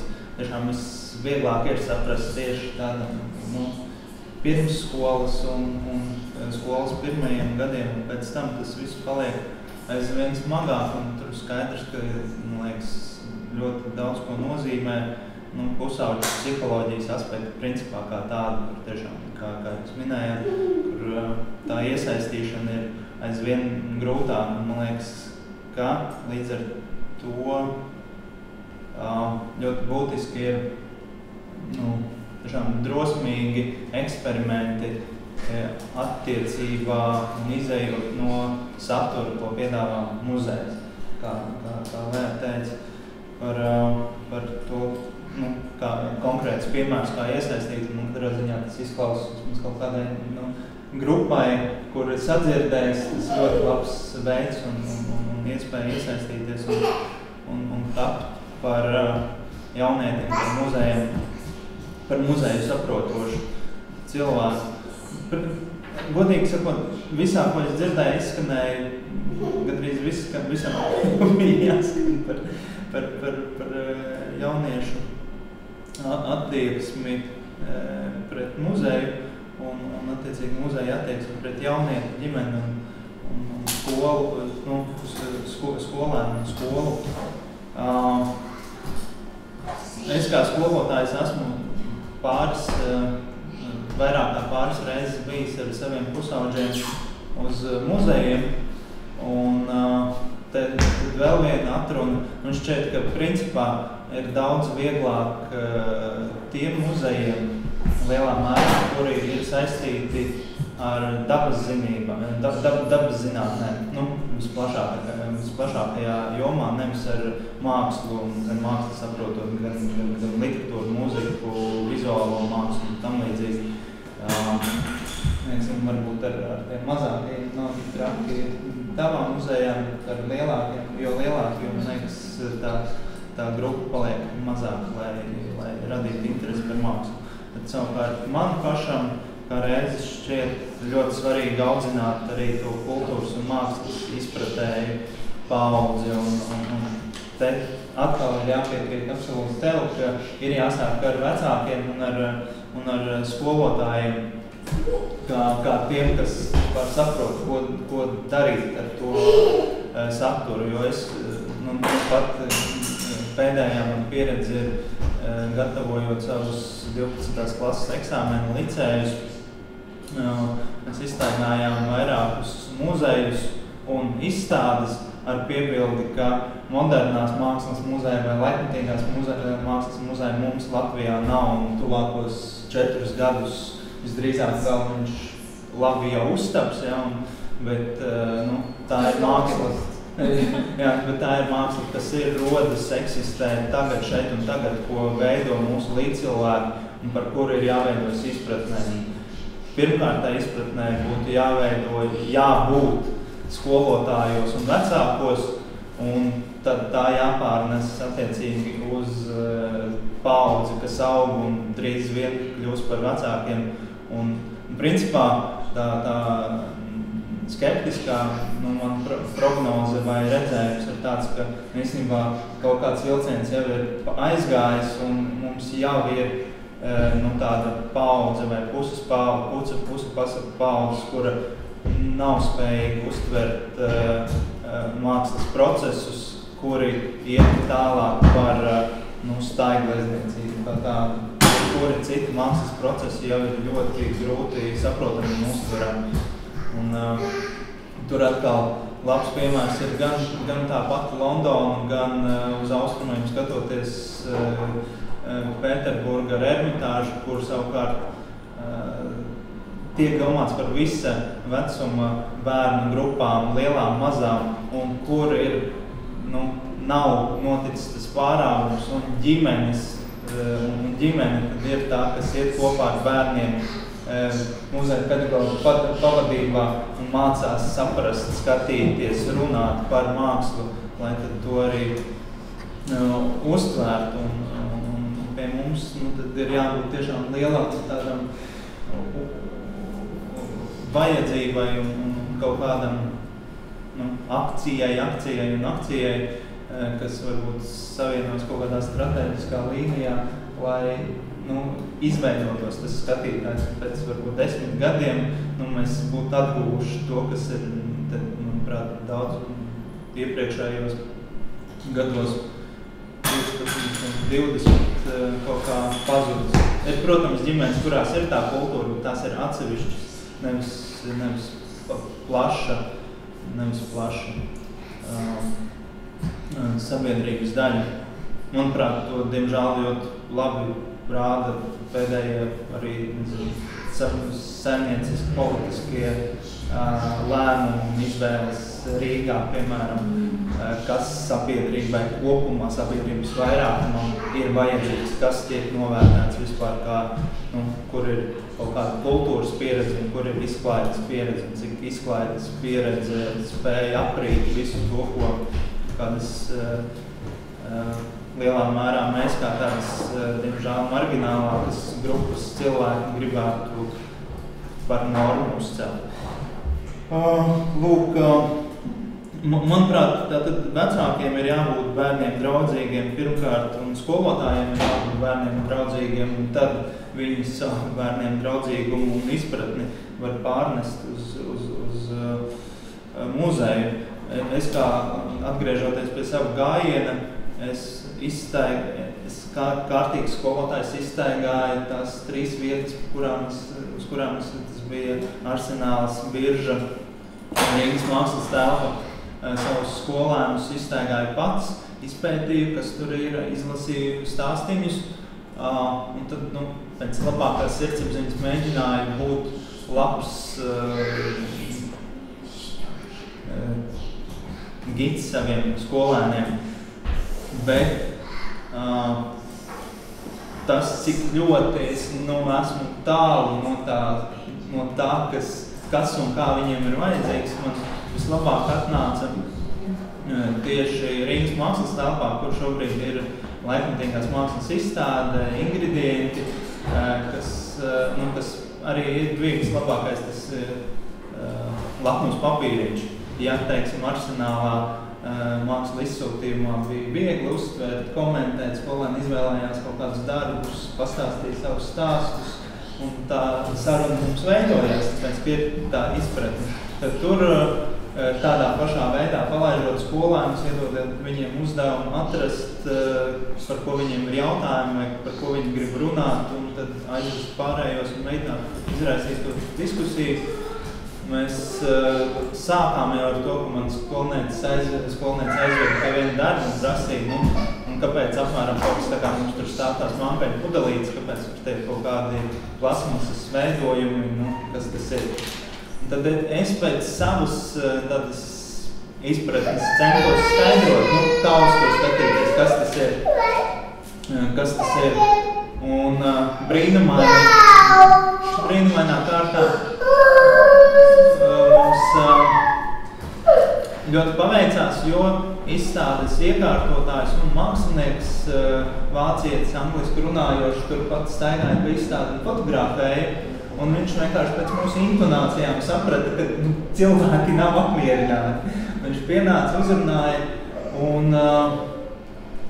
tad viņš tādās 20 minūtēs iesvaidīja īstenībā gan mani, gan skolēnus tajā, ka pēc tam mēs jau varējām pilnīgi citā kvalitātē vēl pie citiem dažiem darbiem apstāties, pārrunāt, saprast, ko nozīmē tas, ka mūsdienās mēs visu laiku esam līdzveidotāji un līdzradītāji.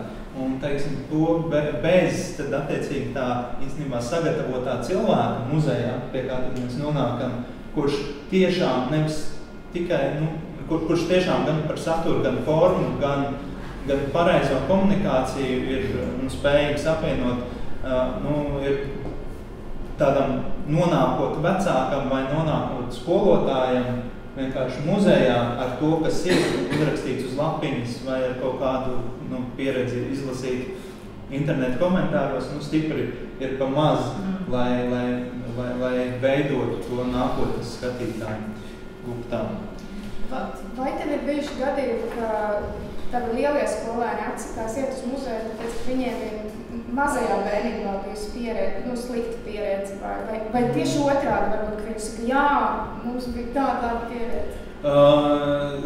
Īstenībā, tad tieši šajā te izstādē mums pacēlās diskusija par to, un meitene teica, ka, bet es kādreiz, gāju un ar vecākiem man patika, bet tur bija tas, ka, es atnāku un es redzu, es saprotu, ar ko asociēties, bet šajā te laikmatīgajā mākslā es nesaprotu, ar ko asociēties. Vai arī, teiksim, lejā ar 4 dzejoļiem, tā situācija bija tāda, ka atkal tiem pusauģiem ir grūti asociēties ar to tematiku, kas ir mākslā. Un tad arī ļoti grūti bija uzsākt vispār dialogu, lai runātu par saturu. Tad tikai caur formu īstenībā mēs nonācām pie tā, ka skolēni sāk runāt. Un tas ļoti īstenībā mazā grupā, kur es viens un viņi 6, kā vēl ieinteresēti, vēlas kārtot kulturoloģijas eksāmenu, nevis tādu vispār plašu klasi, es nezinu, ko es lejā darīt. Jā. Bet tas tikai atkal norāda uz to, ka, patiesībā es klausoties, un es domāju, tas fantastisks skolotājs, ja tu mēģini sagatavot to, ko patiesībā tev būtu jāiedot muzejām, ja? Tu mēģini sagatavot to komentāru par to, ko tu redzi, pieņemsim, Majevska izstādes sakarā, Lauris minēja, tagad biežā skatāmo izstādi, kur, tie video darbi, tās ir projekcijas, komentāri pār atsaucas uz mākslu, uz daudz plašākām kultūras lietām, un ne tikai kultūras vēstures. Un patiesībā arī es kā apmeklētājs jūtos samulsusi, pieaugušas apmeklētājs jūtos samulsusi bez komentāru šajā izstādē. Varam jau mēs būt elitāri un teikt, ja ieinteresēsies, aizies mājās izlasīs, ja? Bet es pieņemu, ka daži aiziet un pat tik muzejām varētu šķist, ka tik elitāri lieta kā Brēgeli tu neatpazīst, piemēram, ja? Bet man nav jāatpazīst Brēgelis, ja es esmu atnākusi es nezinu, no kurienes, no savas finanšu spēles, pieņemsim, un gribu vienkārši atpūsties šajā muzejā. Es gribu, lai man pastāst, tas ir nevis man vēlreiz jāmeklē. Un es domāju, ka tieši tas pats attiecās uz skolēniem, ka šis visdrīzāk uz skolēniem un ģimenēm, šis visdrīzāk ir tā, ka mums vēlreiz ir jāsāk atnākot uz izstādi, jāsāk izgudrot ābeci pa jaunu un jāsāk domāt, kā mēs kā skolotāji, kā mēs kā vecāki tagad savam bērnam interpretēsim to vielu, ko muzeja izstāde mums parāda. Man liekas, ka Kristīnas prezentācijā arī bija par to, ka vecākam jau gribās pastāstīt tam bērnam, kas tas ir par āmuru, ne tikai to, ka tas ir 17. gadsimta āmurs, ja? Tad tam stāstam tur ir jābūt, man nav jāiet mājās un vēlreiz jāgooglē, kas tas ir par mūzikas instrumentu, lai es atrastu, ja? Tad, es domāju, ka tu aizskāri ļoti labu tēmu, sasaucot to arī ar ģimeņu apmeklējumu. Tas ir tieši tas pats, cik es kā vecāks vai skolotājs jūtos komfortabli ar šo konkrēto muzeju, vai es no viņa nobīstos un sajūtos stulbu un aizēju un izdomāju, ka nākamās grupas vai nākamo reizi mēs ar bērniem šeit nenāksim, jo viņi man uzprasa kaut ko tādu un es neatceru, un es nevaru iedomāties, kas tā tur par māju, ja, un es nevaru izdomāt priekšu, ja, un bērnam, mamma nezinu, kāda tā, kas tā par māju, ja, respektīvi skolotājiem ir tieši tas pats, man liekas, ja, lai nepaliktu, lai neatstātu nepareizu iespēju uz skolēniem, viņš izvēlās nenākt nākamajā reizē uz šo, viņš meklē kādu veiksmīgāku modeli, bet šis ir tikai tāds atkal muzeja lauciņā, ja. Varbūt, ka muzeja varētu teikt, ka nav tā, ko es saku muzeja. Lai tomēr skolotājiem un vecākiem ir. Es domāju, ka šo akmentiņu mēs pašlaik Latvijā jebkurā muzejā varam iemest, jebkurā, ne tikai. Es biju Rundāls muzejā sestdien, un es gribēju uzzināt, kas tas par mūzikas instrumentu. Un es izlasīju nosaukumu, un es neatceros par nosaukumu pašlaik, bet es aizgāju vēl samulsušāk, jo es zinu, ka tas ir 17. gadsimta instruments. Svešvārds, es varu mājās iegulēt. Tas ir viss, ko es uzzinu patiesībā par to interjeru priekšmetu. Kā pieaugušies un ko es stāstītu bērniem, ja viņi būtu ar mani. Es tikai vēl domāju, īpaši attiecībā uz mākslu, kultūru, īstenībā plašāk. Tas akmentiņš ir tikpat daudz arī skolotāju pusē, kuriem lielam vairumam ir problēmas joprojām saprast, ka nav jābūt un nav pareizi, ka kāds piedāvā vienu pareizo interpretāciju kaut kādām lietām. Un tā interpretēt spēja ir tā kā baigi jāliek iekšā jau no sākta gala. Tas ir arī grūti. Jo skolotājs grib vienu atnāk un pastāst, vai arī, nezinu, atsūt materiālu, pēc kura tad, pasaka, kur ir A, B, C, D un E. To pašu var attiecināt arī uz muzeja ekspozīcijām, ko informāciju muzeja savās ekspozīcijās pasniedz arī. Tur ir arī iespēja interpretēt. Tad kā informācija, ko skolotājs pasniedz saviem skolēniem, tad arī tā nav viena pareizā, tad arī tas muzeja ekspozīciju stāsts, tās saturiskās versijām vienmēr ir divas vai pat vairākas puses.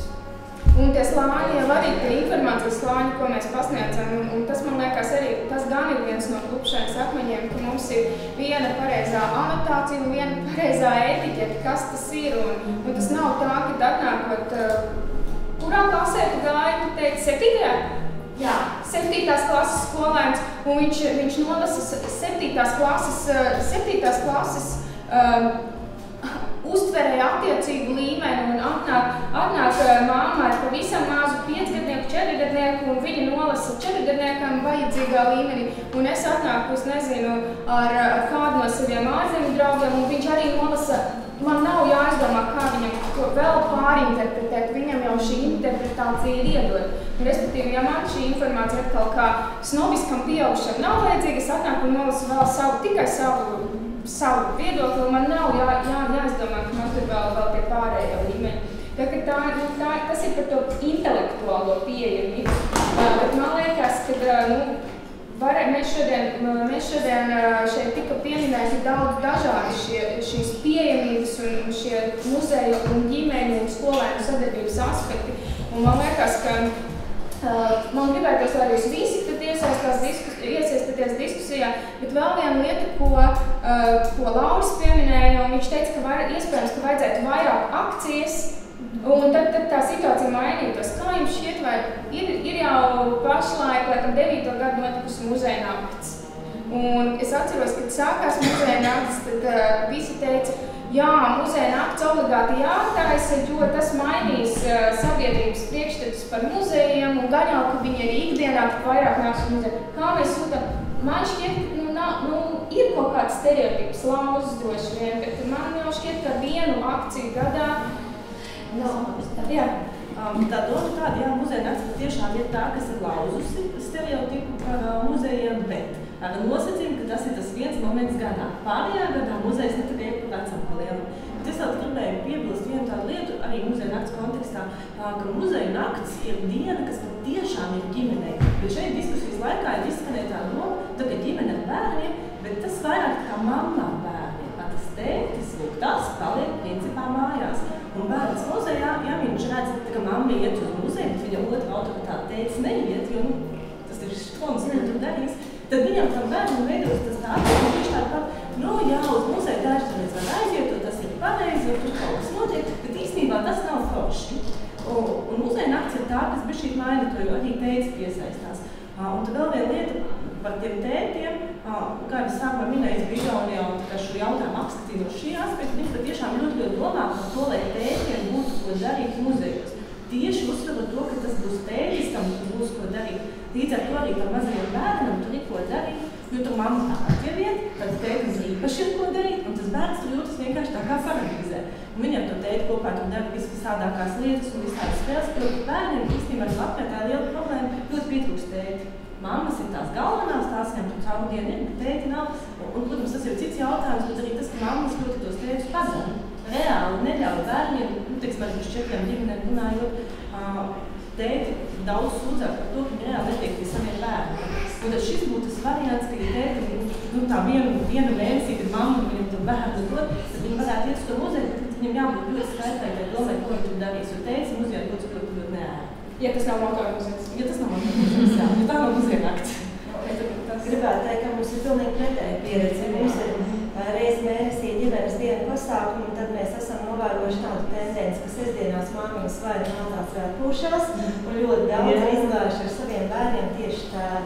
Jāsaka tā, ka tā ļoti liela kategorija, kas nāk, tie tieši tēti, un patiesībā viņiem ir ko darīt.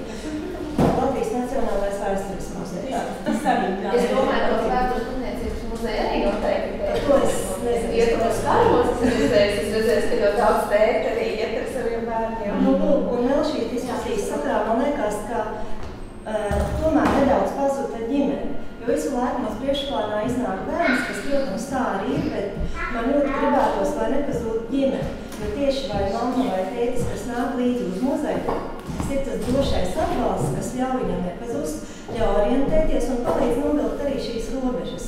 Jo arī muzejs, tāpat kā jebkura vieta, veikals, kafejnīca, ir tā, kur mēs kaut ko varam un kaut ko nevaram. Un arī mēs veidojam vai ekspozīcijas, vai izstādes, vai arī pasākumus, cenšamies novilkt šo svītru. Kas ir tas, ko mēs varam, un tālāk ir tā viena vieta, kur mēs vairs nevaram. Jo, piemēram, bija izstāde ar rotaļlietu noslēpumu Rīgas pilī. Bija vietas, kur varēja fotografēties, bija lielais ričuraču gals, kur varēja spēlēt, bija labrīns, kur varēja iet. Piemēram, koka zirdziņš, kas ir 44. gadā taisīts un kas ir ļoti vērtīgs eksponāts, un tas, diemžēl, bija aiz šīs svītras, tātad tur vairs nē. Un arī tad, kad mēs veidojam šos pasākumus, tad arī mēs speciāli katrā reizē ņemam muzejā krājuma priekšmetus. Mēs sadarbojamies ar pārējiem departamentiem un viņi labprāt mums dod. Un priekšmeti ir bērniem tuvu, bet tajā pašā laikā mums ir baltie cimdi rokās, ja tas ir nepieciešams, un viņi saprot, ka tas ir respekts, priekšmets ir sens, un pret to ir jāizturās ar pietāvu. Bet savukārt, ja mēs zīmējam, vai mēs, liekam uzlikt vēl kaut ko, tad var aktīvi un rūsīgi darboties. Un tā, ka, manuprāt, ka tas ir tikai normāli, ka arī muzejā arī bērns tiek mācīts, ka ir lietas, kuras tā ir skatāmas, ir lietas, kas ir citādi skatāmas un tā.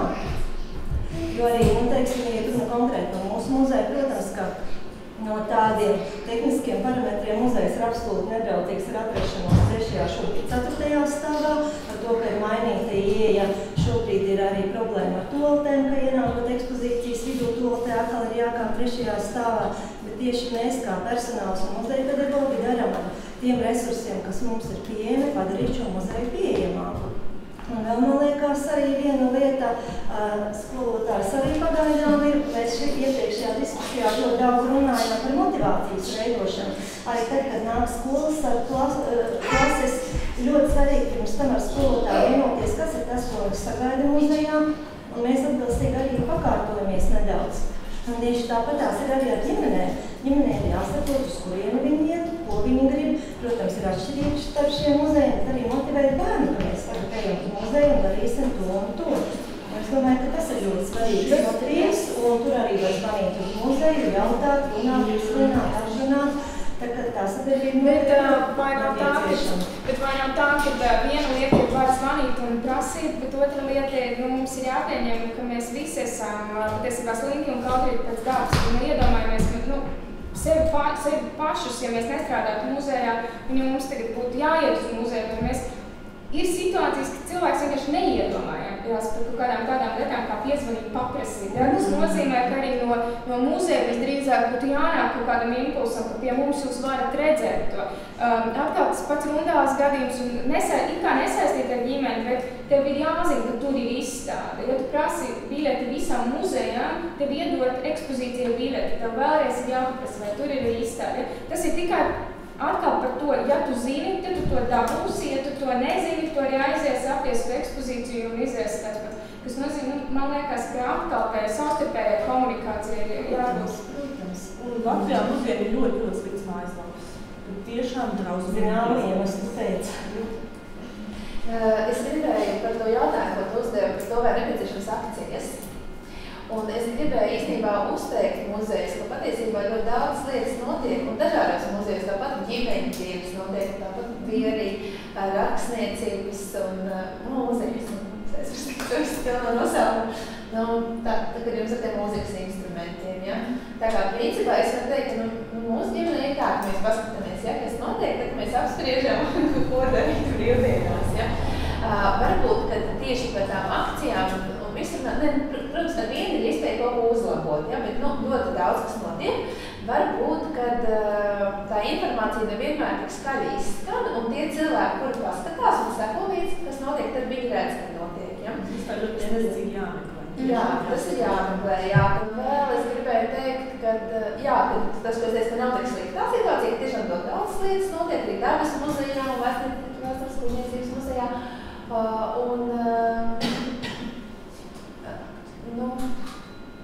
Varbūt tas sadarbības jautājums, ja, ka mēs zinām, ka daudz notiek, un ja kaut kāda kritika, tas nav tā kā noliegums, ka viss ir ļoti slikti, ja, bet būt ir atvērtiem tiem un jautāt tiešām tiem apmeklētājiem, kā viņi jūtās par to, varbūt, sadzirdēt tos ieteikumus. Un tu minēji, jautāji, kā varētu tā informācija nonākt, varbūt vienkārši var pajautāt tiešām, es pieņemu, ka ir tās ieteikumu grāmatas, bet, varbūt tas ir tās vairāk formālas.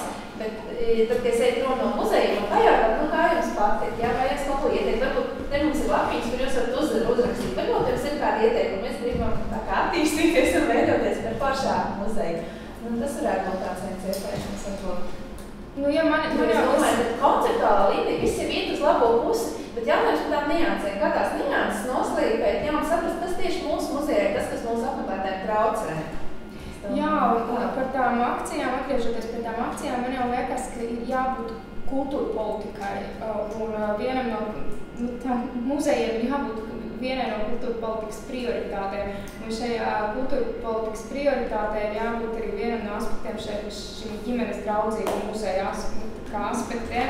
Un tad nebūs tā, ka tikai reizi gadā muzeja ir pieejama ģimenēm, bet tad tā būs konstanta politika un atvērta muzeja politika. Tajā pašā laikā, lai to ietekmē, tas nav tikai muzeja iespējas izlemt un pieteikties. Tagad mēs būsim kultūra politikas prioritāte. Tāpēc vēlreiz kārtējo reizi atgādinot, ka man šķiet, ka mums visiem kopā nolemjot, ka tas ir vismaz jau mūsu prioritāte pašlaik, ja, un ka mēs visi saprotam, cik nozīmīgs resurss muzejs ir mūsu bērniem un mūsu bērniem nākotnē, kā to padarīt par, ne gluži ikdienas dzīves sastāvdaļu, bet kultūras dzīves un izglītības sastāvdaļu noteikti. Ja? Tā kā es domāju, ka šī ir diskusija tāds, pirmais impulss, lai mēs visi par to padomātu. Ja mēs tagad pārliecam pilnīgi uz kaut ko citu, tagad visiem no jums viens jautājums. Domājot par to, ka daži muzeji aizgājuši rekonstrukcijā, kāds būtu, tagad jūs varat neiedomāties konkrētu muzeju, kāds būtu 3 lietas, ko jūs noteikti saistībā ar bērniem draudzīgas, ģimenēm draudzīgas, ko jūs noteikti gribētu redzēt jaunajā muzejā? Un tagad varat par visu, par fizisko, intelektuālo, vienalga, kuru no pieejamībām, kas ir 3 lietas, kas noteikti būtu jaunajā muzejā. Un varbūt diezgan haotiski, tās var būt gan filozofiskas, lielas lietas, gan maziņas praktiskas lietas. Kurš grib sākt? Es varu. Jā. Pirmais būtu, lai man kā mammai nebūtu jāuzklausās, ka mums bērns vienalga jebko nogās, kas jau palēst, viņš staigās, un zina, ka viņš neko nesalauzīs. Tas ir viens. Otrs gribētu, lai būtu kaut kāds reāls vietas, piemēram, tāds soliņi, apsēsties, lai es varu izlūt savu ūdens pudeli padzerties, lai man to ļauj to darīt. Un trešā lieta, kas varbūt būtu būtiska, lai būtu šī aktivitāšu stūlīša, ka bērns viņam nepatīk, ka seju staigāt, viņš seju spēlējās, un būtu cilvēks, kas arī bišķi domāt pieskat, un būtu kaut kā organizē kaut kādus, tie ir tā, lai viņš pieskatītu. Tā būtu tas 3 pirmās lietas, kas nāk. Paldies. Kurš nākamais?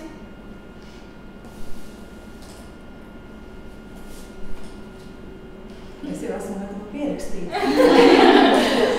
Mūsu muzejam gaidām rekonstrukciju pēc kāda laika. Un, protams, ka mēs par šiem jautājumiem domājam, un tāpat tās ir jau noteiktas ieceres un plāni par konkrētām vietām un pastāvīgām izstādēm, kas būtu tikai bērniem piemērotas vai galvenokārt bērnu auditorijā, un plus arī, protams, visā ekspozīcijā ņemt vērā. Es varu pateikt vēl vienu vietu. Jā. Īstenībā Igaunijā ir ļoti brīnišķīga pieredze, kā viņi izmanto modernās tehnoloģijas. Un tur tā sistēma tāda, tu lasi, tev iepatīkās kāda informācija, vai tu vēlies tajā iedzināties kaut kad vēlāk, tu uzspiedi pociņas, aizsūtīt manu e-pastu, vai manam draugam uz e-pastu, vai nav uz kurien, un tas viss notiek, un tu aizdos mājās, un tu vēl pēc tam šo materiālu strādāt. Vai tu bērni vēl to pārnāt, vai brauks kādu līdzīgu muzeju, tas, ko jūs darat, to visu tā pēc tam mūsu darīšana. Bet es, ka tāda iespēja pastāv, un bērniem ļoti patīk šīs podziņu spaidīšana, iespēja podziņu kaut kas tu kaut ko pastāsti balsī. Tā ir lieliska lieta. Par tām 3 lietām minūte. Pirmā lieta, es īstenībā man jāatkārt, es jau pateicu, mēram to, ko es domāju. Es domāju, ka tieši tā attieksmes lieta, ka darbinieki ļoti laipni un atsaucīgi. Tas man liekas pats, ja, kad viņi ir gatavi aprunāties, uzklausīt, sadzirdēt un noskaidrot arī bērnu viedokli. Tas būtu pirmā lieta. Otrs ir, lai informācija būtu bērniem pieejama un saprotama. Kaut vai pat, ja ne pats bērns, bet lai vismaz pieaugušais var spēt bērnam pastāstīt, kas tur ir.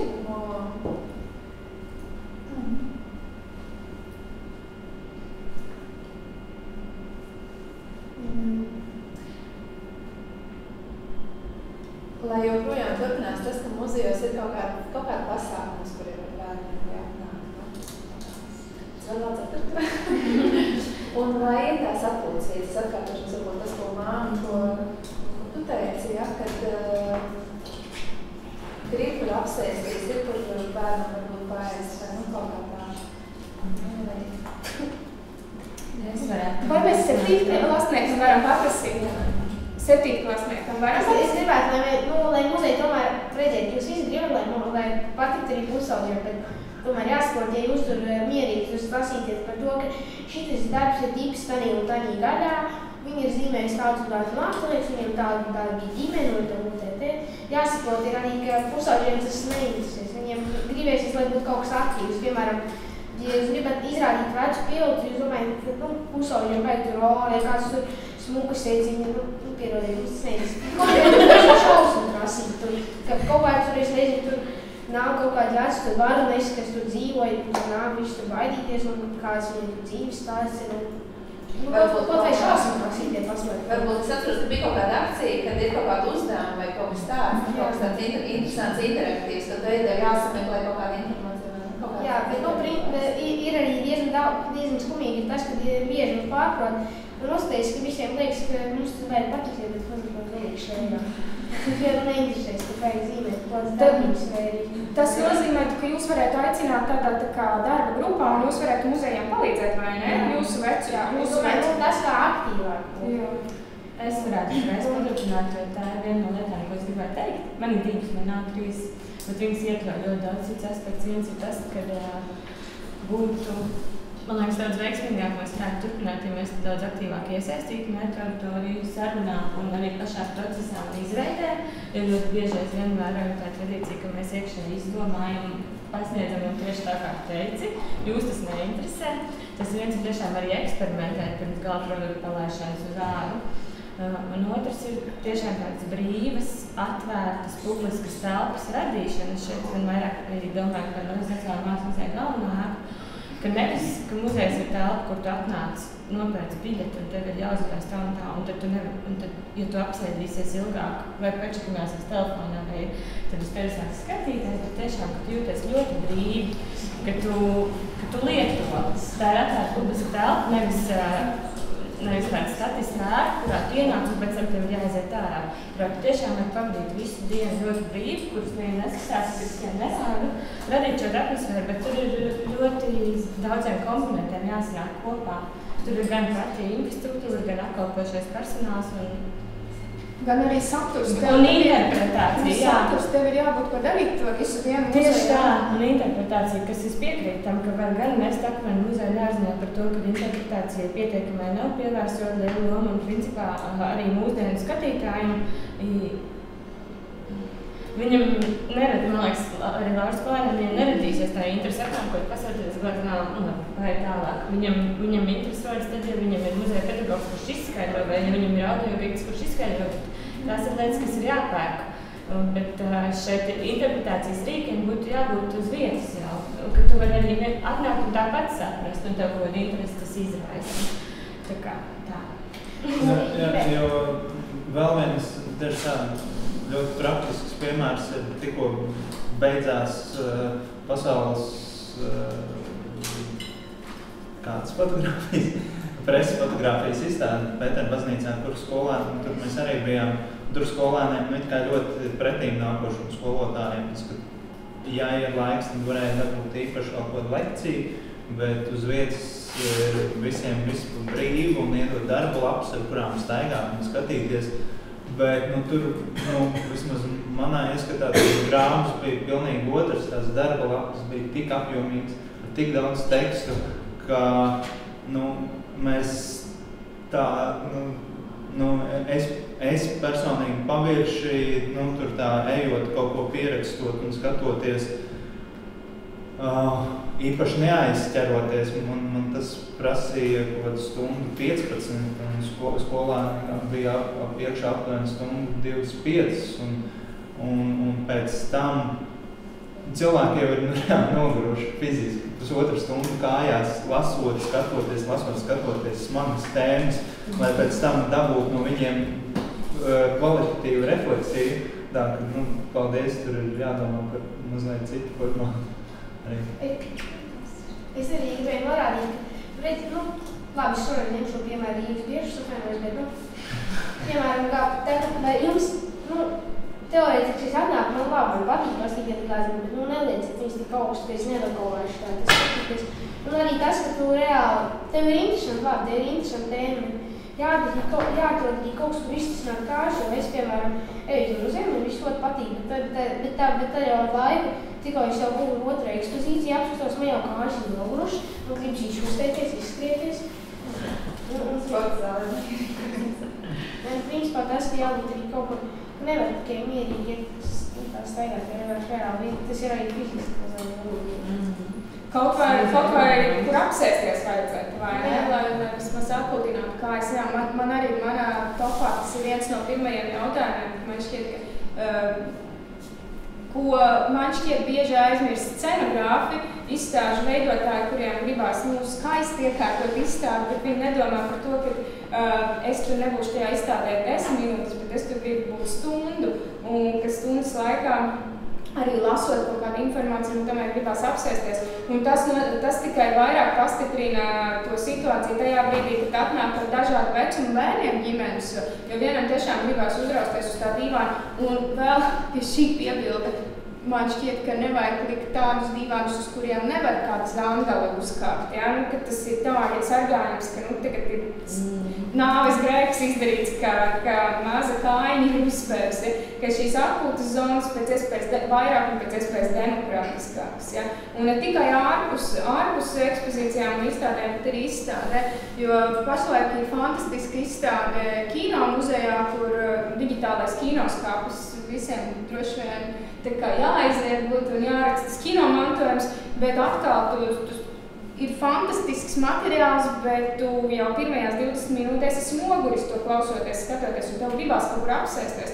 Un arī par to loģistiku, kur atrodas krēsli un atpūtas zonas, vai viņi jāatrodās tā, ka es klausoties un skatoties var sēdēt, vai es piekūstu, pārstāju klausīties, skatīties un aizēju maliņā atpūsties. Respektīvi, tā tīra loģistikas lietas, ko mēs bieži vien labu gribot ar dizainiem, scenogrāfiem un visu kaut ko aizmirstam par primāro, kas ir ērtība.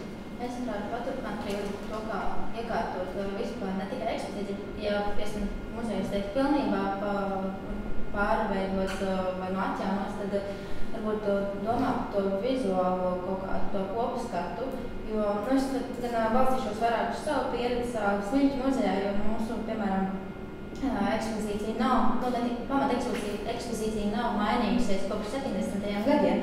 Un patiesībā tas ir diezgan sarežģīti, mums ejam uz priekšu un mēģinām to visu atsveicināt ar jaunākām izstādēm, kas varbūt būs arī apjomīgāks.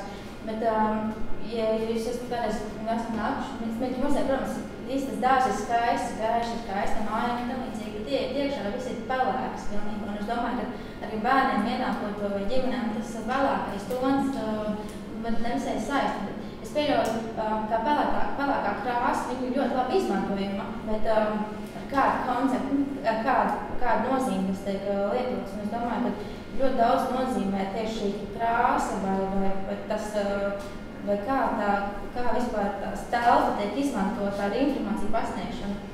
Un otrs arī tiešām ir, manuprāt, ir tieši cilvēku, to darbinieku atsaucība pret ģimenēm. Tiešām ir situācija, kad tā ēka ir vairāk stāvus un nevar tur ieguvēt kaut kādu liftu vai citas labas ērtības, lai varētu atvieglot šo ceļu augšu. Tad tiešām izlīdzēt ar labu pozitīvu attieksmi, kaut vai vienkārši parunājoties par to, ka būs jāuzkāp augšā un tad jūs redzēsiet kaut ko tādu grandiozu, tiešām iespaidīgu. Tas kā no manas puses, man liekas, ļoti būtiski un svarīgi. Un kā arī tās akcijas, mūsu muzeju tā īpaši daudz intensīvi neapmeklē cilvēki. Līdz to mēs sapratām, kad ir liels mērķis jāliek tieši uz kaut kādiem jauniešiem. Un mēs sākām veidot, mums ir jau pamatprogrammas bijuši, bet ir jāmākā programma Glāmiņa atpakaļ, kas ir kļuvusi lielu atsaucību tieši no skolu puses, jo tajā programmā bērni tiek iesaistīti tiek iepazīstināti ar kādām pamatlietām, kā gatavoties aktieri kaut kādai etīdei vai kā vispār par izstrādēji. Un tad tālāk viņi plāniņi atmutinātā programmā, viņi mēģina saprast, cik daudz viņi zina vispār no paša plāniņa sarakstītajām avotiem, un vai viņi zina tās filmas, kādas viņi redzējuši kaut ko tādu. Un tas ir gūst tiešām vislabāko atsauksmi, mēs tomēr saprām, ka uz to vairāk jāskatās, jo, ja atnāk skolēni, tad viņi, tas ir tas lielais trumps, man liekas, kad ir skaidrs, ka viņiem tas interesēs vai neinteresēs bija nākošanai. Tas ir mans puses. Jā, vai kāds savas trīs īpašības muzejām piemītošās vēl grib nosaukt? Es varētu pateikt, ka kas man šķiet būtiski, ka pirms mēs nokļūstam tajā muzejā, ka ir svarīgi, ka bērnam pastāstīt, bet arī tā informācija ir jābūt tādai, ko es varu viņam parādīt, kā es varu pastāstīt, lai nav tā, ka tas muzejs sākas un beidzas tikai tajās sienās. Un tas viss būtu, gan par komunikāciju muzeja mājaslapās, gan par kaut kādām lietām, kas, pārklātos ar citām, ar informācijas aktualitāti citās jomās, kas man šķiet ir ļoti svarīgi. Jo, ja es varu 6-gadniecei izstāstīt, viņa nāks visur, kur mamma vedīs, tad, piemēram, 12-gadnieks, ar viņu tas būs sarežģītāk. Un viņam ir svarīgāk, kā tā informācija pie viņa nonāk, nevis tāpēc, ka viņš ies, tāpēc, ka mamma lika vai skolotāja lika, bet, ka viņam ir tā kā viņam uztveramā veidā, jau pirms viņš nonāk tajā muzejā, viņam ir radīta tā interese. Es no savas puses vēl varētu pievienot to, ka manas tās 3 lietas būtu jaunā muzejā. Es nebūšu oriģināla, bet manā jaunajā muzejā tā būtu attieksmes pārrestartēšana, patiesībā kardināla attieksmes pārrestartēšana visos līmeņos, ieskaitot menedžmentu, kas tomēr noved to attieksmi arī. Tam ir jābūt menedžmenta lēmumam, kas noved to attieksmi līdz tām, ko mēs satiekam pirmo muzejā. Otra man lieta būtu tāda, ka man šķiet, ka tāda veselība sabalansēta ekspozīcija starp dažādām interešu grupām, kur šajā vecuma grupām, kur būtu gan atsevišķa ekspozīcija bērniem, gan arī, kā mums jaunākais diskusijas, otrais no jaunākajiem diskusijas dalībniekiem teica, ka arī būtu arī lielajā nopietnajā ekspozīcijā tomēr ieintegrētas kaut kādas lietas, iespējams ne visu ekspozīciju mēs uztaisītu tikai ar zemām vitrīnām vai zemu filtru vai blēznis, bet ka šī diferencētā pieeja ar tekstiem, ar etiķetēm, ar jaunām tehnoloģijām, to var izsīnāt, galīgi nenojaucot arī dizainu un scenogrāfiju, bet ka tas būtu veselīgā proporcijā. Un trešā lieta, ko es mēģinātu gribētu sagaidīt no jauna muzeja, būtu pieejamība, arī finansiālā pieejamība, respektējot to, ka mēs tiekam uzturēti, tie, kur nav privātie muzeji, ka mēs tiekam uzturēti no nodokļu maksātāja naudas, respektīvi vairāk empātija pret savām mērķa auditorijām, ne tikai ar ieejas biļetēm, bet arī ar to, ka es domāju, ka kafejnīcas vērsies vaļā, ka restorāna vērsies vaļā muzejos, suvenīru veikali, un es gribētu sagaidīt šo empātiju, ka mēs tur atrastu arī speciāli piedāvājumu bērniem, vai speciāli ģimenes piedāvājumu pusdienā. Respektīvi šī finansiālā fleksibilitāte, ko muzeji mēģinātu atcerēties kā vienu no savām pieejamības politikas prioritātēm. Mēs esam gandrīz 2 stundas šeit. Mēs esam daži parunājuši, daži galīgi neparunājuši. Es domāju, ka es nedzēju nevienu projām, un mēs joprojām varam diskutēt, bet es domāju, ka nedaudz savelkot kopsumu no tā, ko mēs šodien visu dzirdējām, un ko jāsaka diezgan pat, ja tagad pavērtē diezgan haotiski šāvām laukā visu, kas mums bija.